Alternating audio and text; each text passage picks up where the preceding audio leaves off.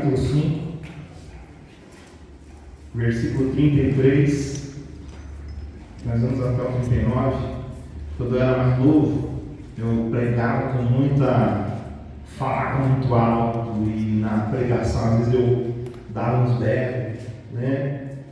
E meu pai falava assim: filho, não faz isso, né? Meu pai já bem de idade, já com 60, 70 anos, falava: filho, não faz isso, você vai estragar a sua voz, mais pra frente você vai precisar dela. E eu, jovem, ouvia aquilo, mas na hora da pregação esquecia, né? A gente pensa que quando a gente está falando mais alto, a gente está cheio do Espírito, né? Mas às vezes não é, né?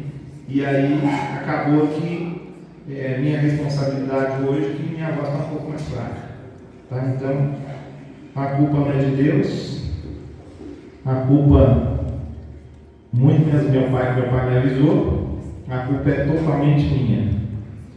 Então basta agora orar e pedir misericórdia a Deus, amém? Vamos lá em Lucas capítulo 5, verso 33 ao 39. A gente vai pregar uma parte desse texto hoje e provavelmente na semana que vem a gente prega outra parte dele, tá?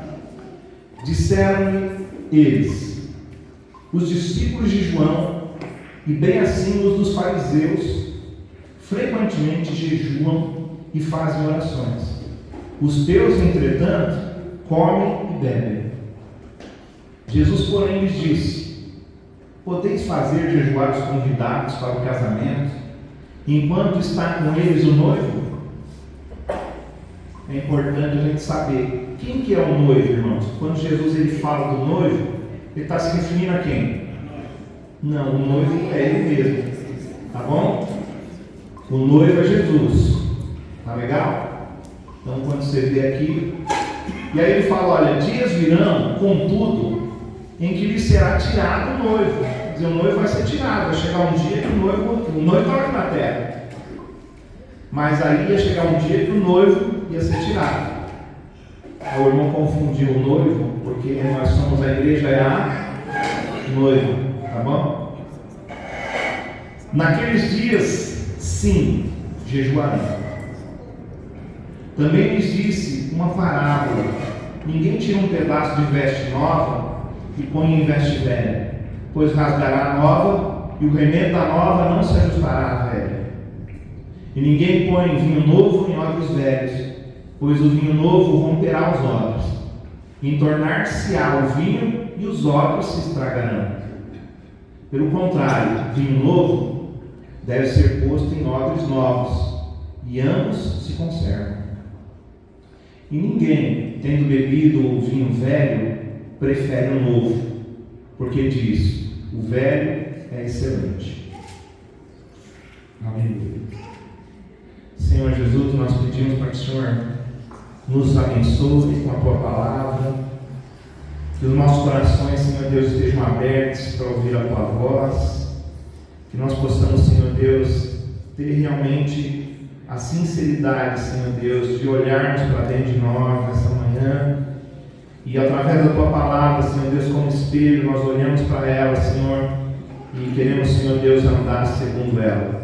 É isso que nós pedimos, revelação e sabedoria, no nome de Jesus, Pai.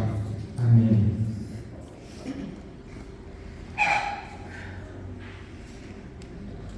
Bom, irmãos, eu creio que você não é diferente de mim.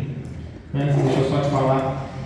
Esse texto que a gente lê em Lucas 5,39, ele está também lá no livro de Mateus, capítulo 9, versículo 14 até o 17. Está também lá em Marcos, capítulo 2, versos 18 até o 22.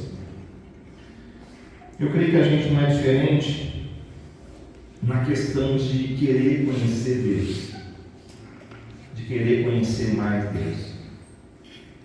Sabe, Deus ele é muito poderoso, Deus infinito. Não tem nada, não tem como a gente conhecer a totalidade de Deus. Mas, muitas vezes, a gente quer mergulhar nas coisas profundas de Deus. A gente sabe que Deus tem mais. Sabe quando você tem aquela sensação, Deus tem alguma coisa a mais? Você tem alguma sensação assim? Que parece que Falta mais alguma coisa? Tem mais alguma coisa que Deus quer revelar para a gente? E muitas vezes eu tenho essa sensação.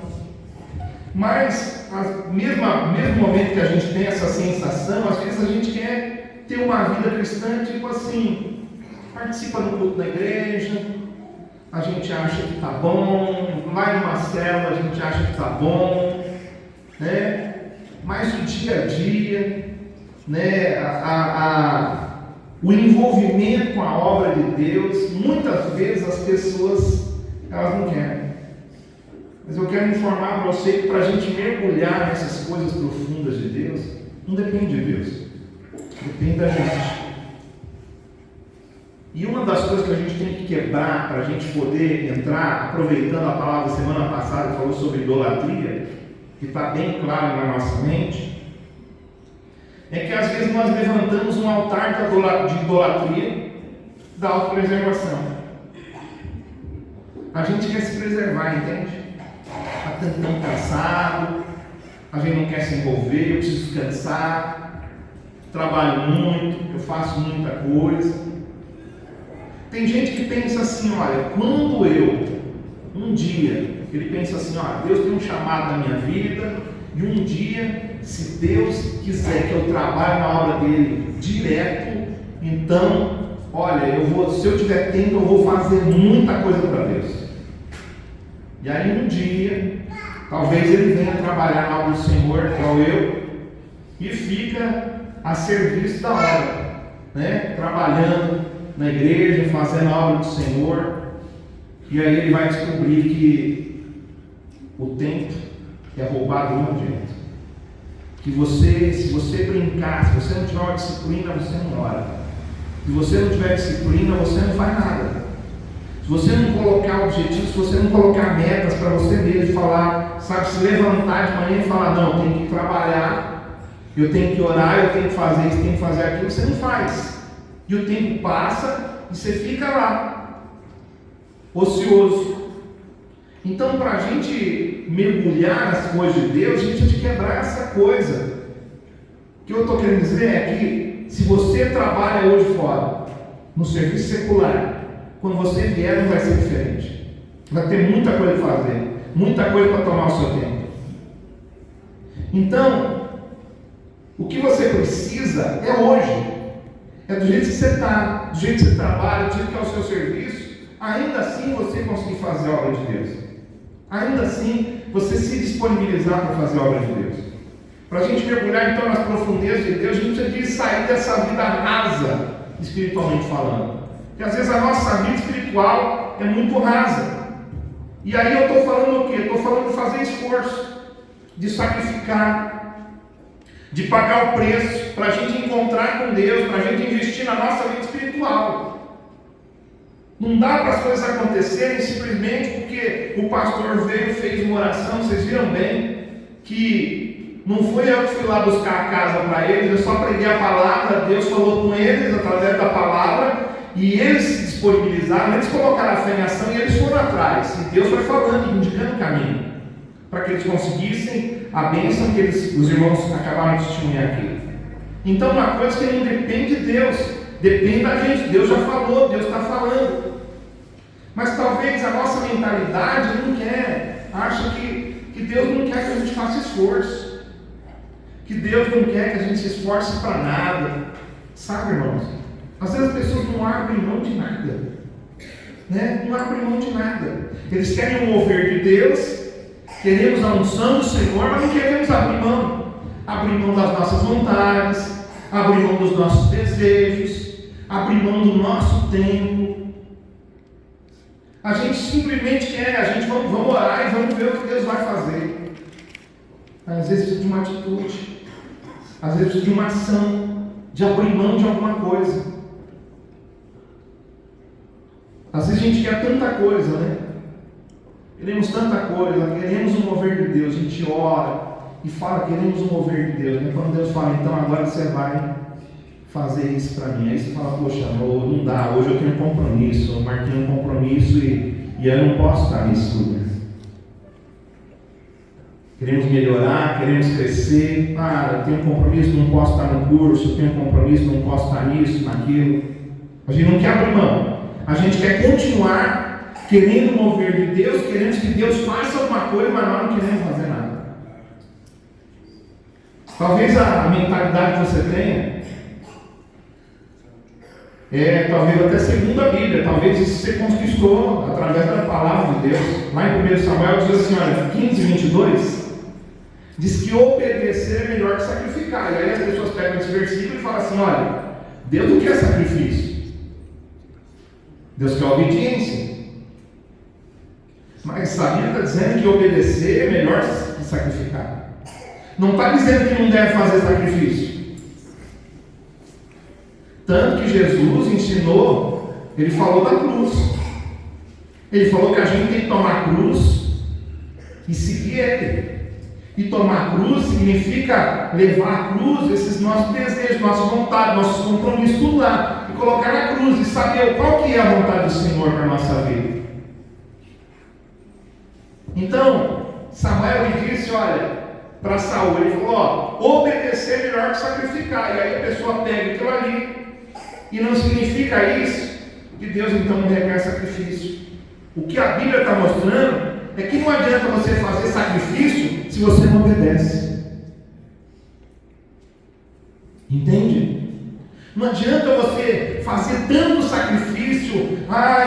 Eu vou a pessoas às vezes saem, tem irmãos aqui da igreja, né?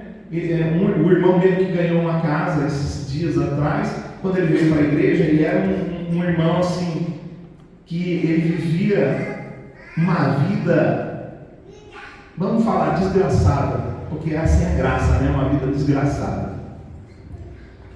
Bebia muito, vivia caído pelas ruas, a família sofrendo, até que um dia, um líder de célula, que conhecia aquela família, foi lá e abriu uma célula, lá naquela região.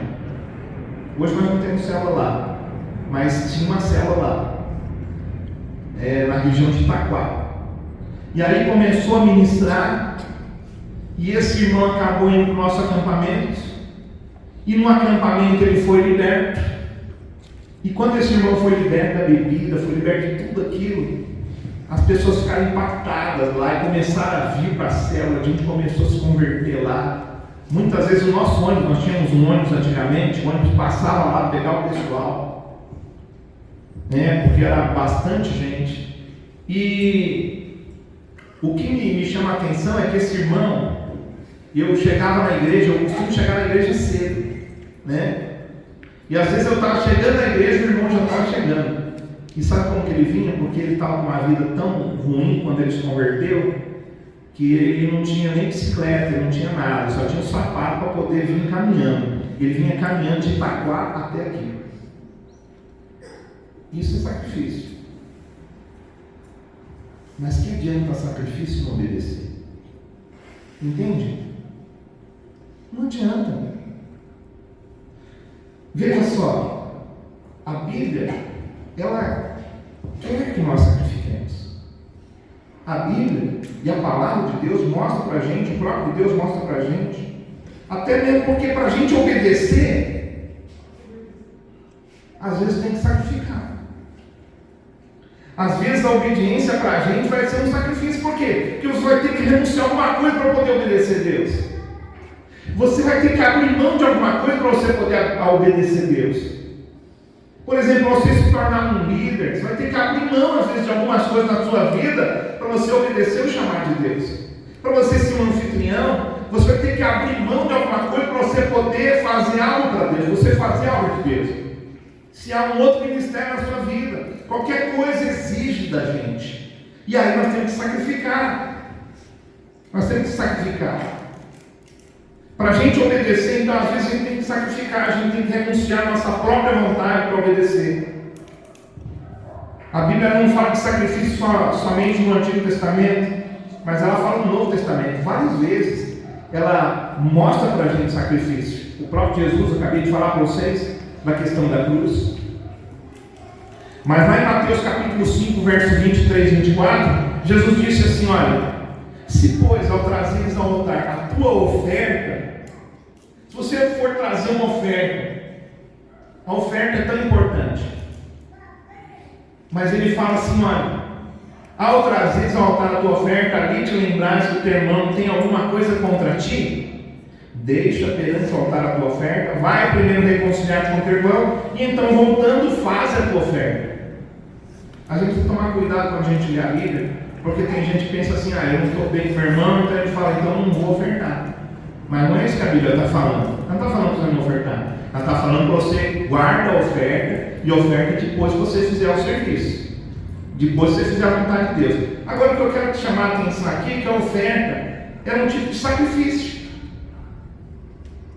A oferta era um tipo de sacrifício. E Jesus ensina que um dos sacrifícios mais agradáveis a Deus é que o homem desfaça do seu ressentimento e perdoe. Que haja reconciliação.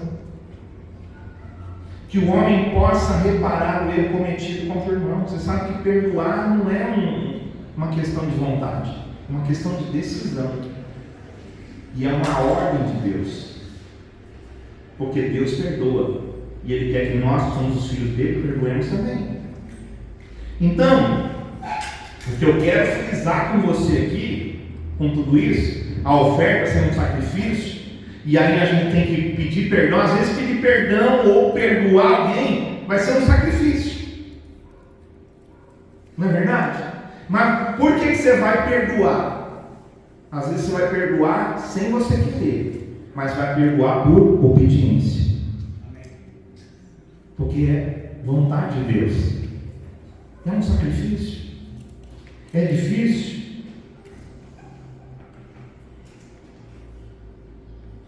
O que eu quero que você entenda hoje, então, que os sacrifícios ainda são necessários. A gente precisa sacrificar. E nós vamos falar de um tipo de sacrifício importante para o nosso crescimento espiritual. Vamos falar de jejum. Vamos falar de jejum. Eu quero falar 3 coisas importantes que o jejum pode fazer acontecer na nossa vida. E a primeira coisa que a gente precisa de saber, para a gente poder entender isso, ainda não é o primeiro ponto, né? Essas 3 coisas, mas a gente tem que entender que o jejum, ele não é uma opção. O jejum não é opção. É igual oração. Tem gente que tem facilidade de orar. Aí você pensa, eu não tenho facilidade de orar, então eu não tenho dom para isso. Não, mas todo crente tem que orar. Nem que for pouco. Mas tem que começar de algum lugar. A mesma coisa é o jejum. O jejum ele não é uma opção. A gente acabou de ler o texto agora, de Lucas 5. Né? Ele mostra ali que é uma necessidade espiritual. Jesus disse que é uma necessidade espiritual. E tem sido uma disciplina, às vezes, que está sendo esquecida pela igreja no mundo. Vamos falar então do texto que a gente lê. Os discípulos de João perguntaram para Jesus: por que seus discípulos não jejuam? Ele disse: olha, eles não precisam jejuar enquanto o noivo estava com eles. Mas quando o noivo fosse tirado, eles teriam de jejuar. Ou seja, seria necessário jejuar. E é esse tempo que a gente está vivendo. Nós estamos vivendo esse tempo hoje. O tempo que o noivo foi tirado. O noivo não está mais aqui, humanamente falando, aqui nessa terra. O noivo não está fisicamente nessa terra. Ele foi tirado. E Jesus disse: olha, quando o noivo for tirado, eles vão precisar jejuar. Mas a igreja muitas vezes está protelando, porque jejuar não é uma coisa simples. Jejuar não é uma coisa fácil. Mas não é uma opção, é uma necessidade. A gente tem que entender que o jejum é uma necessidade. Eu preciso ter essa necessidade, colocar isso como uma prioridade na minha vida, assim como que eu coloco a oração. E apesar do jejum ser um sacrifício a Deus, o jejum ele vai fazer bem para a gente. Ele vai fazer bem para nós mesmos. O jejum ele pode fazer bem para a sua saúde, sabia disso? Que a sua saúde pode melhorar muito se você começar a fazer um jejum correto. O jejum ele pode fazer bem para o seu espírito. Muito mesmo. Vamos pensar então em algumas coisas espirituais que o jejum ele pode gerar na nossa vida espiritual. Tá? Vamos pensar então em algumas coisas. A primeira coisa que se você começar a jejuar, pode começar a acontecer na sua vida. O jejum ele gera autocontrole. Né? Jejum gera autocontrole. Eu creio que uma das coisas mais importantes na vida cristã é o domínio próprio. É a gente aprender a dominar a nossa carne. A dominar a nossa carne. A dominar o nosso eu. Sabe, o domínio próprio é chamado de fruto do Espírito lá em Gálatas 5. Mas o problema é que muitos cristãos eles não têm conseguido desenvolver esse fruto. Ele tem o Espírito Santo, mas ele não consegue desenvolver esse fruto do Espírito na vida dele. Às vezes a pessoa não consegue dominar sobre as suas vontades. Ele fala assim: hoje eu vou jejuar. Aí ele passa na frente da padaria e vê aquele pãozinho. E ele fala: Senhor, acho que é coisa da minha carne esse negócio de jejum hoje. Eu tenho que trabalhar, o senhor é tão pesado, eu preciso comer. O senhor entende, né?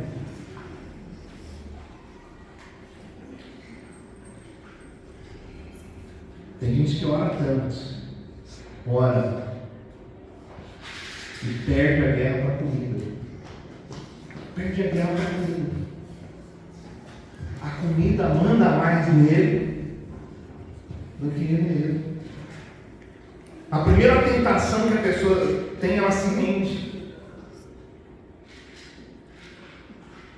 às vezes os psicólogos falam aí do gatilho, que às vezes uma pessoa ela está tentando se libertar de alguma coisa, não consegue, e ela chama aquilo lá, o psicólogo chama aquilo de gatilho, é a forma dele falar de alguma coisa, faz ele lembrar, e aí ele pega, quando ele lembra aquilo ali domina sobre ele, e pronto, ele perde a guerra de novo.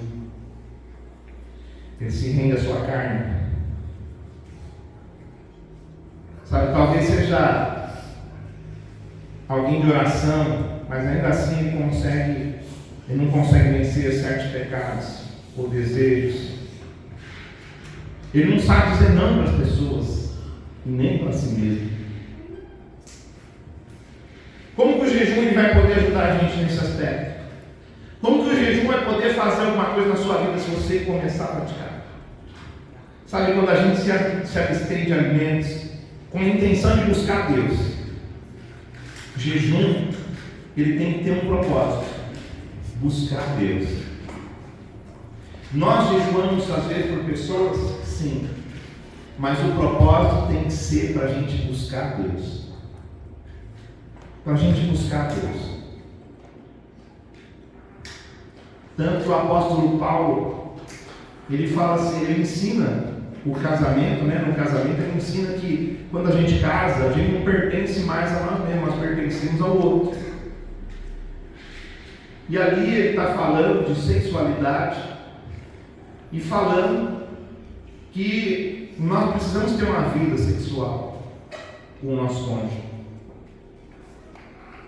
Mas, se em comum acordo a gente chegar num acordo que a gente tem que buscar mais o Senhor e a gente deixar de fazer isso para oração e jejum, então a gente deve fazer em comum acordo.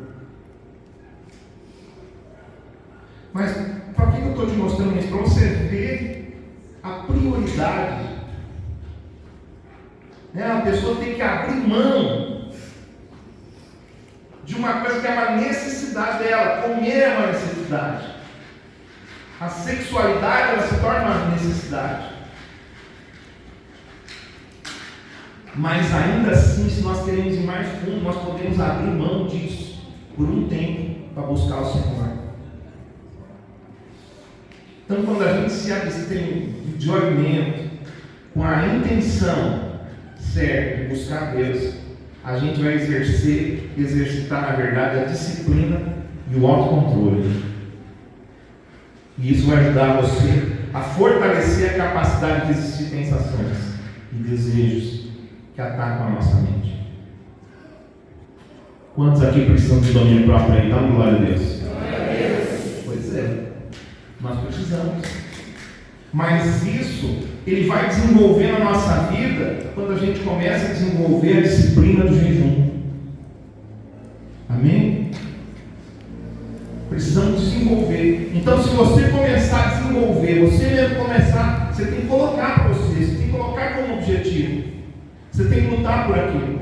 Se você tem algum problema de saúde, procura um médico, vê como que você vai poder jejuar. E até mesmo você pode fazer jejuns, procura médico de preferência, se for médico cristão, melhor ainda, porque ele vai te entender melhor, né, o propósito do seu jejum e vai te ajudar. A segunda coisa que o jejum gera em nós, ele gera experiência com o poder de Deus.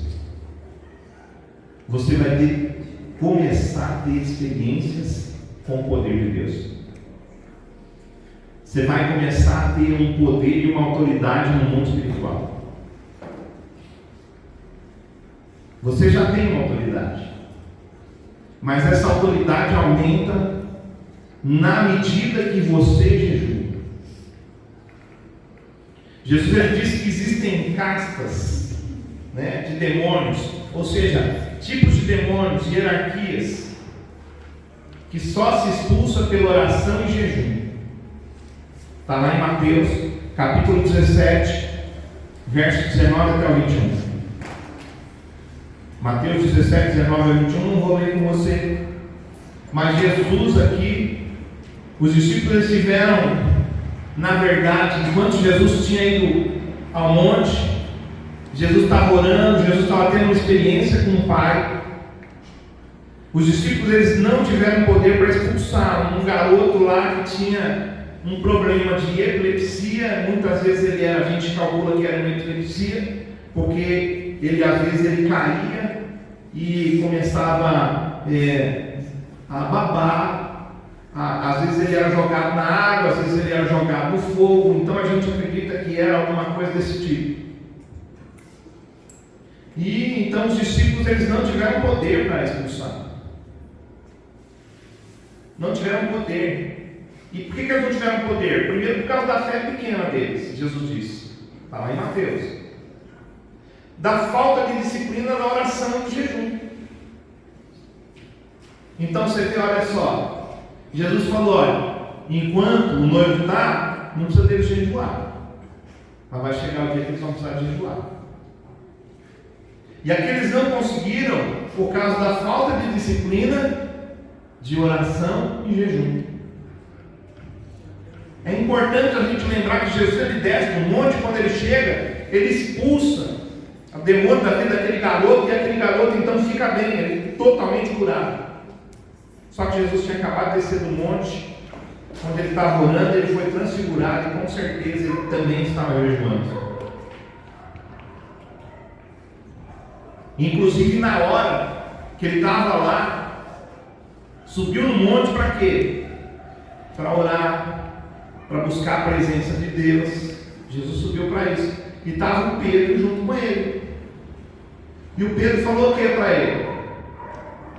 Jesus, deixa eu fazer uma cabana para o Senhor. Deixa eu fazer uma cabana para o Senhor. Veja que coisa bonita. O Pedro não estava pensando nele, ele estava pensando em Jesus. Ele estava querendo fazer uma obra para Deus. Ele estava querendo cuidar de Jesus, dar uma vida boa para Jesus ali naquele monte. Mas Jesus disse não. Jesus ele costumava todos os dias ter um período de oração, e ele também costumava fazer jejuns. Sempre em algum momento da nossa vida nós vamos precisar do poder de Deus. Esses dias, como eu falei para vocês, minha esposa, passando tanta luta lá no trabalho dela, no conselho tutelar, tantas guerras, e a gente tem orado por isso, e Deus, pessoas assim, às vezes tentando manipular as coisas lá dentro, mas Deus é tão poderoso. E eu fui buscar minha esposa, cheguei lá, eu sentei, e uma outra pessoa que trabalha lá, entrou, e elas estavam conversando, e de repente, irmãos, me deu uma indignação dentro de mim, uma indignação, e eu comecei a falar sobre guerra espiritual. E quando eu comecei a falar sobre guerra espiritual, me deu uma coisa assim dentro de mim, assim, que parecia que eu estava pregando com um monte de gente. Só que só estava eu, minha esposa e essa pessoa lá dentro. E falei das coisas que tinham acontecido ali, que aquilo era uma guerra espiritual, e precisava de orar e como se posicionar.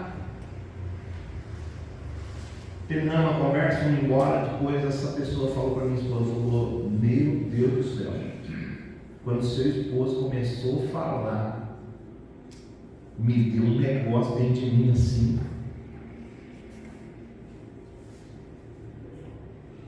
No outro dia, na outra semana, o problema que a gente estava discutindo ali foi resolvido. O problema, né? Que pessoas não queriam uma coisa, não queriam outra. Olha, irmãos, acabou o problema. As pessoas aceitaram o que tinha que ser feito, né? Eu acredito que isso às vezes acontece comigo, por quê? Porque eu sinto, irmãos, uma necessidade muito grande de oração e de jejum. Principalmente oração, mas agora eu entendo que eu preciso jejuar. Que não é uma opção para mim, que é um mandamento. O Senhor falou: olha, você vai precisar, Natanael, jejuar quando o noivo for tirado. Você vai precisar, Antônio, jejuar quando o noivo for tirado. Né, Laurence? Você vai precisar quando o noivo for tirado, Chico. Nós vamos precisar de jejuar. Nós vamos precisar de entrar em guerra. Por quê? Porque nós precisamos desse poder espiritual para a gente poder vencer o mundo. Para a gente poder vencer as coisas que estão acontecendo nessa terra, irmãos. Então a gente precisa de ter essa necessidade, esse encargo, pela oração, pelo jejum. Às vezes eu começo a perceber que eu vou orando, e daqui a um tempo, parece que a oração se torna uma coisa muito habitual. E eu percebo que eu já não estou orando mais com a mesma paixão que eu estava orando. E eu começo então a perceber isso e eu começo a me posicionar. Eu falo: vou orar mais.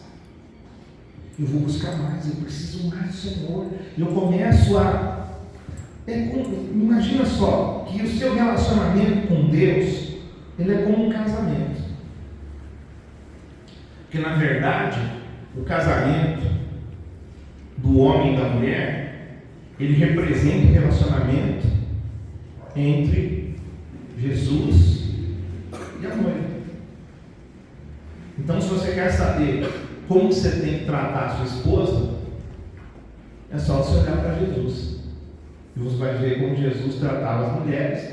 E você trata as mulheres como Jesus, seu casamento vai dar certinho. E aí, como esposa, você representa a igreja. Você vê como que a esposa, como a noiva, né? Como igreja, as mulheres elas tratavam Jesus. E aí você aprende também a tratar sua esposa. E aí depois vai fluir, vai ser uma bênção.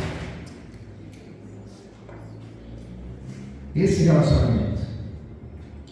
Então essa vida nossa, a vida espiritual, ela representa esse relacionamento. Quando a gente vai, às vezes, o que acontece com o casamento? Às vezes o casamento ele começa a cair numa rotina. Quando a pessoa está ali, que ela está começando um relacionamento, ela não consegue ficar sem encontrar o outro. Né? Fala a verdade. Você não fazia de tudo para você ver a Cida quantas vezes você pudesse? Você precisava de fazer aquilo todo dia, ser saudade, né? Saudade.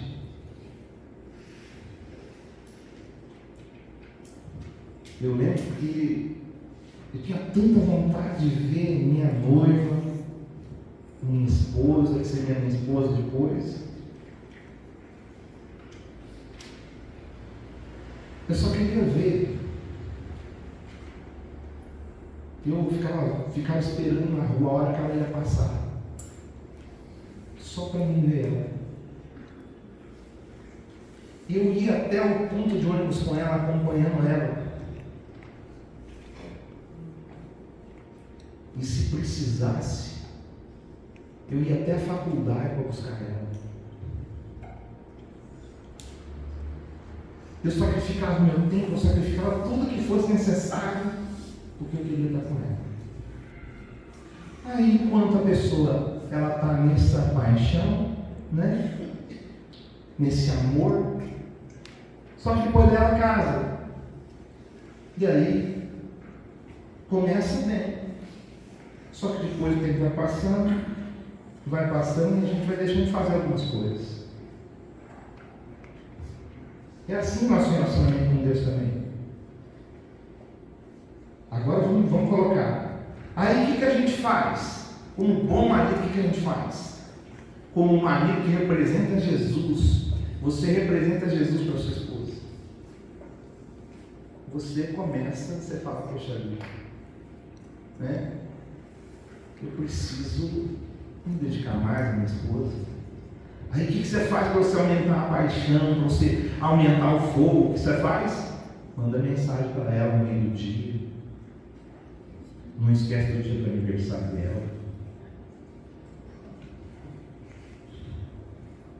Procura fazer tudo que você puder, leva ela para jantar. Né? Você sacrifica, faz um bico lá, levanta o dinheiro, arrecada uma coisa para você fazer. Por quê? Porque você está percebendo que seu relacionamento precisa disso. Concorda comigo, irmãos? Amém? É isso mesmo que acontece no casamento? É isso que acontece também na nossa vida espiritual. Então o que a gente tem que fazer quando a gente percebe que a gente não está orando, que a gente não está jejuando? Não precisa de ouvir uma grande pregação, não precisa ouvir uma pregação para ver se alguma coisa desperta. Não, já despertou, porque se você está percebendo que tem alguma coisa errada, você precisa se posicionar. E aí você precisa de buscar mais. Então, se você orar uma vez, passa a orar duas. Se você orava duas, passa a orar três. Porque a paixão tem que voltar, entendeu? A paixão, o desejo de estar com o Senhor tem que voltar.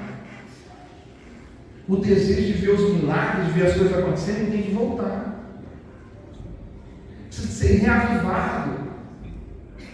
Quando eu percebo que está acontecendo comigo, eu me posiciono, eu começo a buscar. Eu começo a me esforçar mais. Sacrifício. Até eu me sentir novamente na posição que Deus quer. Quando eu sinto que aquilo voltou, aí eu estou bem assim. Mas é bom. Aí você continua. Mas vai acontecer de novo. E você precisa estar preparado para isso. Então, a primeira coisa, né, que o jejum pode gerar na gente, qual que é mesmo? Oi?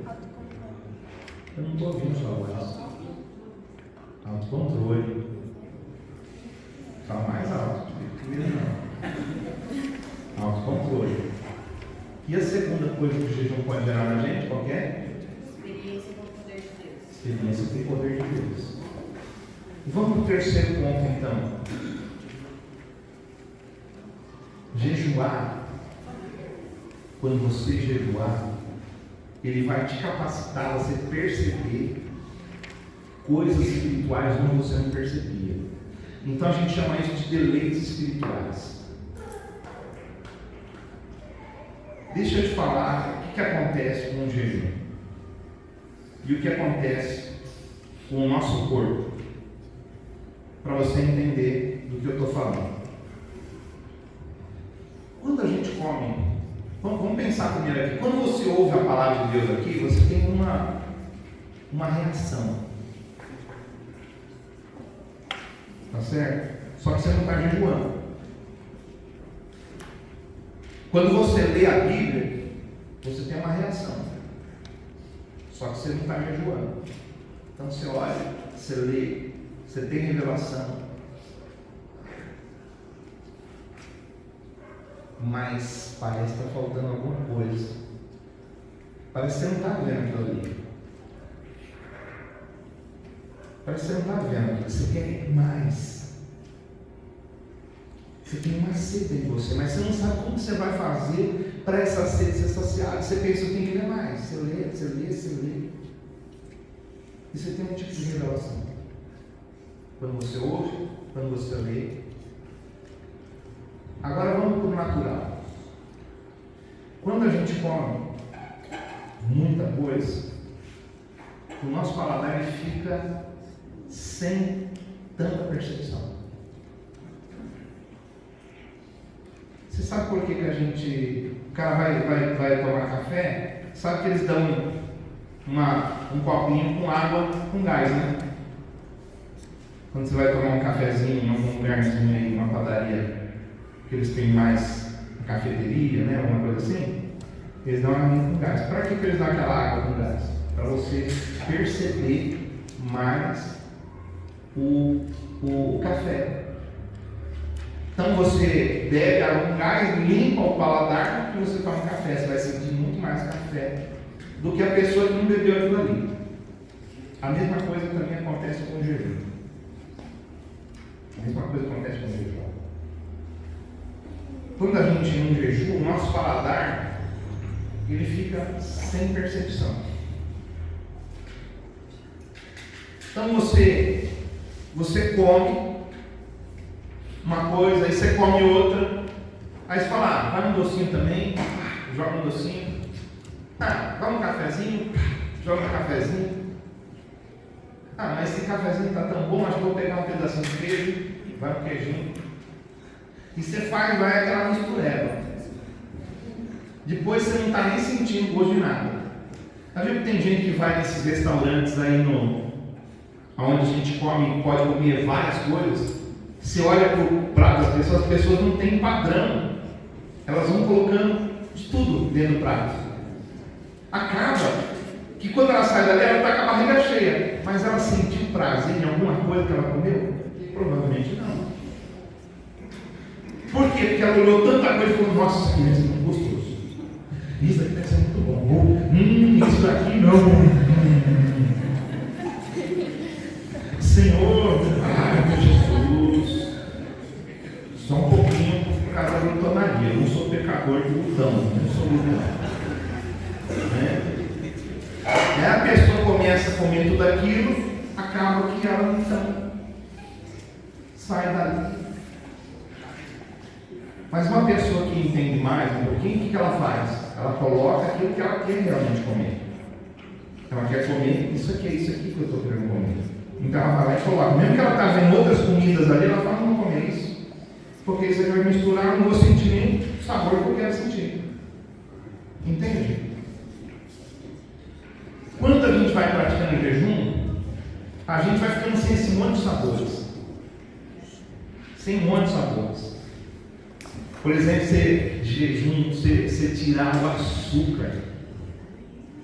No começo vai ser difícil para você. Mas depois até café sem açúcar vai parecer que tem açúcar. Entendeu? Até as coisas que parecem ser totalmente amargas, enquanto você está acostumado com açúcar, elas são mais amargas quando você tem açúcar, quando você começa a tirar o açúcar. A farinha, Irmão, tira a farinha da sua alimentação para você ver o que acontece. Se você arruma alguma coisa para você comer. Porque você pensa, não estou falando de farinha, estou falando da farinha de trigo, da farinha que faz macarrão.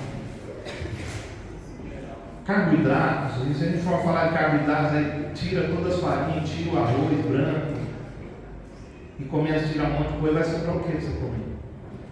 Tem um monte de coisa que você comer. Mas é que a gente está tão acostumado, a gente está tão viciado em comer essas coisas que a gente não quer abrir mão. Mas conforme a gente vai praticando o jejum, e a gente vai ficando assim, esse monte de sabor passando pela nossa boca, a gente vai começar a perceber o sabor até da água. Até a água tem sabor quando você começa a jejuar. Por isso a dificuldade que a gente tem de beber água quando está jejuando. Porque você começa a jejuar, você vai bebendo água. E você fica sem comer. E beber água que não dá mais vontade de beber água. Porque a água começa a ter sabor. Você começa a perceber o sabor dela. O que a gente pode fazer com isso? Coloca um pouquinho de limão para mascarar o sabor da água e bebe água. A mesma coisa, irmãos, acontece no nosso espírito. Quando conforme a gente vai praticando jejum, estou te falando de deleites espirituais. Estou falando de você começar a ter revelações que você não tem. Você começar a ir mais profundo em Deus. Você vai começar a perceber deleites espirituais em coisas que antes você não vê. Quando você começar a olhar para a Bíblia, você começar a jejuar de verdade, porque você quer buscar Deus. Não é jejuar porque você quer emagrecer. É jejuar porque você quer buscar o Senhor. Não é jejuar porque você quer melhorar a sua saúde. Apesar de fazer bem para a saúde. Você pode jejuar para melhorar a sua saúde? Pode. Mas você quer jejuar para buscar o Senhor. Porque você quer ter mais percepção da presença de Deus. Quando a gente olha para a Bíblia, a gente vê pessoas que passam por perseguições severas, dificuldades, prisão, e ainda eles estão alegres. Discípulos apanham das autoridades e saem felizes. Por que Jesus ele disse assim? Como que a gente vai alcançar um negócio desse? Olha, bem-aventurados sois vós quando vos perseguirem, vos injuriarem, falarem todo mal contra vós. Você não gosta de falar mal de você? Quem gosta de falar mal? Ninguém. Mas quando você começa a jejuar, a matar a sua carne, vai chegar um momento que aquilo ali já não vai bater. Você vai ver que aquilo ali não tem fundamento nenhum. E que você não está nem aí, não importa o que vão falar de você, você quer Deus. Sabe, você quer a presença de Deus. Como que essas pessoas podem estar alegres? Como isso pode se tornar uma realidade para a gente? Então, acredito que naquele tempo, a igreja, ela jejuava muito mais. A oração, o jejum era levado a sério pela igreja. Hoje, para as pessoas jejuarem, a gente tem que fazer um evento. Não, vamos fazer 12 horas de jejum. E ainda assim tem gente que às vezes fala, não, tenho um compromisso, não posso jejuar. Sabe, a gente tem que falar, não, vamos jejuar tantos dias. Não é uma coisa que surge da pessoa. Não é porque a pessoa quer buscar Deus, é porque o pastor está falando. Então tá, se o pastor está falando, vamos fazer. Mas não faz com a vontade de fazer. Sabe o texto, eu quero um texto com você, lá no Salmo 16, verso 11, ele diz assim, ó, na tua presença há plenitude de alegria, na tua destra, delícias perpetuamente. Só quantos cristãos, irmãos, não percebem essa alegria? A Bíblia está dizendo que tem. A Bíblia está dizendo que tem uma alegria. A Bíblia está dizendo que tem delícias perpetuamente à destra de Deus. Mas tantos cristãos não percebem essa alegria, essas delícias. Por que não percebem? Porque o paladar está contaminado. Muitos sabores. A gente come muita comida. Muita coisa. E a gente não consegue perceber essas delícias. Quer dizer para você, quando você começar a praticar o jejum, nós vamos começar a ter percepções bíblicas a qual você nunca experimentou. Textos bíblicos vão começar a ter um novo sentido para você. Para a gente ir terminando essa palavra, queria lembrar você, Jesus ele disse lá em Mateus capítulo 4, verso 4: não só de pão viverá o homem, mas de toda a palavra que procede da boca de Deus. Você lembra quando eu ministrei aqui e mostrei para você que o substantivo palavra ele tem alguns significados na Bíblia. Uma hora ele é rema, outra hora ele é logos. E nesse texto aqui é a palavra rema. Não só de pão viverá o homem, mas de toda a palavra, de todo o rema. Rema é a revelação de Deus, que procede da boca de Deus. Não viveremos só de pão, mas podemos ficar sem comer pão. Mas vamos viver da palavra que sai da boca. Jesus está passando aqui, nesse momento que Jesus fala isso, ele está passando por uma situação onde Deus permitiu que ele fosse tentado pelo diabo no deserto.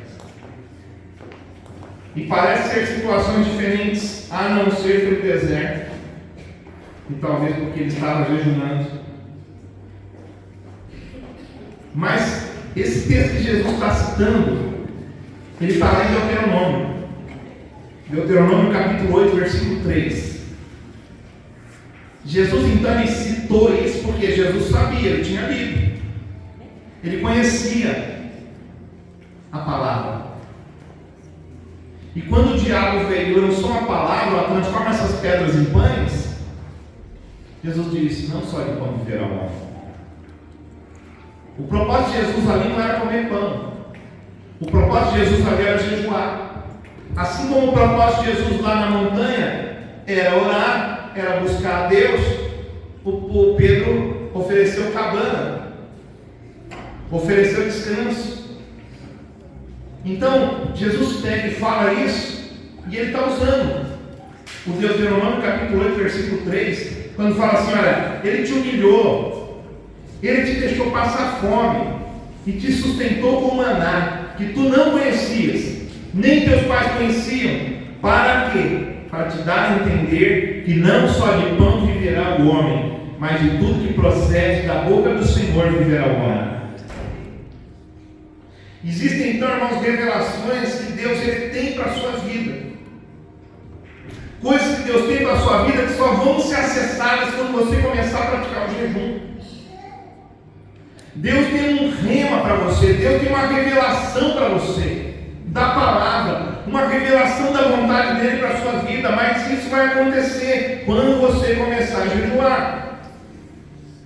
Quantos querem ter a revelação de Deus para a sua vida? Então, glória a Deus. A Bíblia fala que Deus permitiu que eles fossem humilhados, que eles tivessem fome, fizeram jejum forçado. Para quê?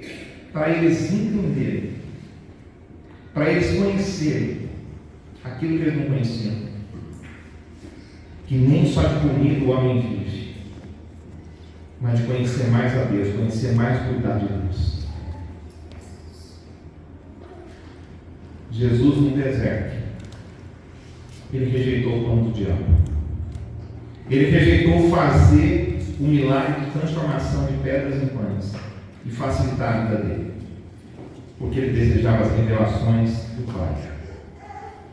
Transformar pedras em pães é uma sugestão do diabo.